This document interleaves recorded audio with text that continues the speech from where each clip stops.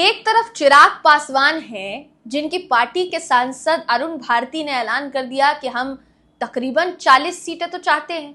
एक इंटरव्यू में जब चिराग से सवाल किया गया कि आपको कितनी सीटें चाहिए, 30 सीटें बस होंगे आपके लिए, तो वो कहते हैं बिल्कुल नहीं, मैं अपनी पार्टी को एक सीटों के आंकड़े में क्यों बांधूं, मुझे हक है इस बात का कि मैं अपनी पार्टी के लिए ज्यादा से ज्यादा सीटें मांगूंगा।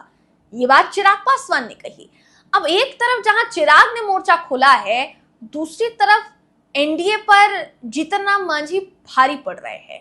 ये मैं क्यों कह रही हूं दोस्तों, आपकी जानकारी के लिए बताना चाहूंगी कि पिछले हफ्ते ये खबर थी कि एनडीए का जो सीट शेयरिंग फॉर्मूला है ये तय हो गया है और जल्द ही जो आंकड़े हैं वो पेश किए जाएंगे। पिछले वीडियो में मैंने आपको आंकड़े भी बताए थे सिलसिलेवार तरीके से, जो भी न्यूज के जरिए, जो भी सूत्र के जरिए या मीडिया चैनलों के जरिए सामने आए थे, जानकारी के मुताबिक मैंने सब बताया था आपको।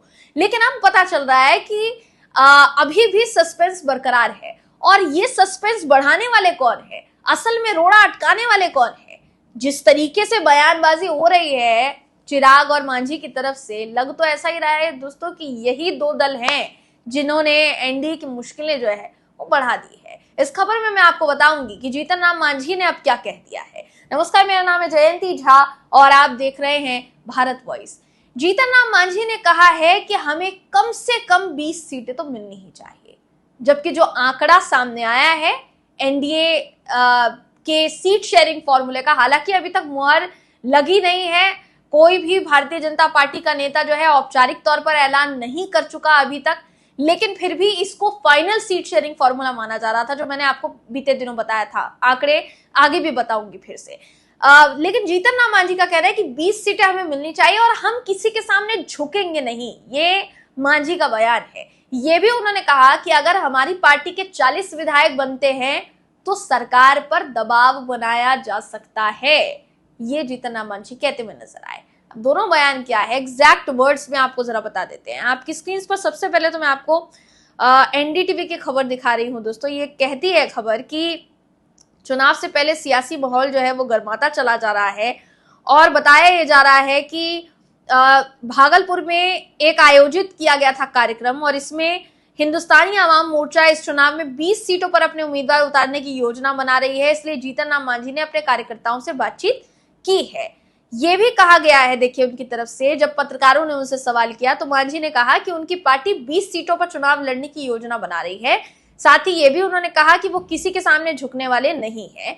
उन्होंने ये भी कहा कि विपक्षी दल अपनी परेशानियों को खुद सुलझाएं, हमें जो हमारी योजनाएं हैं उनको आगे बढ़ाना है। अब 20 सीटें इनकी मांग करना क्यों मुश्किल बन सकता है, इसलिए मुश्किल बन सकता है क्योंकि बीते दिनों सीट शेयरिंग फॉर्मूला जो सामने आया था उसमें बताया गया था कि जीतन राम मांझी की पार्टी हिंदुस्तानी आवाम मोर्चा को महज 10 सीटों में संतोष करना पड़ सकता है। वहीं चिराग पासवान जो 40 या 40 से ज्यादा सीटों की मांग कर रहे हैं, अपने पार्टी के सांसद के जरिए कहलवा रहे, एक तरीके से कहा जाए, हो सकता है कि वो उन्होंने कहा हो या पार्टी का बयान हो, हालांकि वो व्यक्तिगत कह चुके हैं इसको। अरुण भारती की मैं बात कर रही हूँ, मैंने दिखाया भी था आपको वो बयान, उसमें वो कह चुके हैं कि क्योंककि हमने बीते चुनावों में 40 से ऊपर सीटों पर ही चुनाव लड़ा है तो हमें उतना आंकड़ा तो मिलना चाहिए, यानी 43 से 137 के आंकड़े के बीच में उन्होंने अपनी बात जो है वो रखी।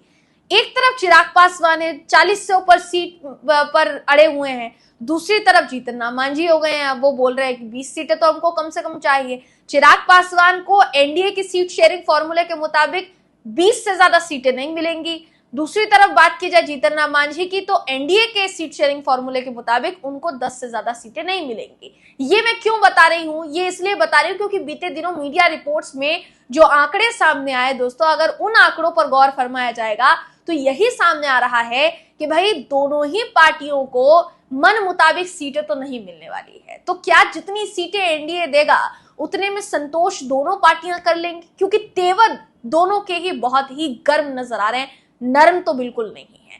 देखने वाली बात यह होगी दोस्तों कि जीतन राम मांझी जो सीट शेयरिंग के खबरों के सामने आने के बाद भी 20 सीटों का आंकड़ा सामने रख रहे हैं, क्या ये एनडीए पर दबाव बनाने की कोई चाल है या फिर कुछ और है? आप इसे क्या समझते हैं? एक तरफ चिराग, दूसरी तरफ मांझी, दोनों की साझेदारी क्या एनडीए का जीना मुहाल कर देगी? आपकी राय कमेंट करके जरूर बताइएगा। अगली वीडियो में आपसे फिर मुलाकात होगी, तब तक के लिए नमस्कार।